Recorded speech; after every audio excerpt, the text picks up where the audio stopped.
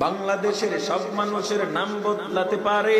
বইয়ের পাতায় স্বাধীনতা সংগ্রাম বদলাতে পারে, বঙ্গোপসাগরের সব পানি যেতে পারে শুকিয়েও, গোটা রাজধানী গিলে নিতে পারে বুড়ি গঙ্গার ঢেউ,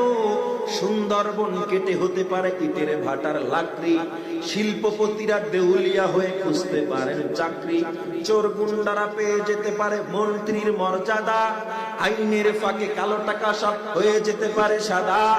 অনেকেই বলে এই দেশ নাকি হুজুগে জাতির দেশ,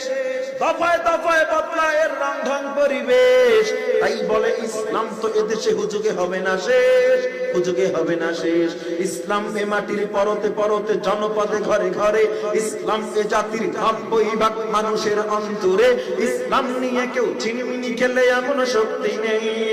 আর কিছু থাকতে দেশে ইসলাম থাকবে।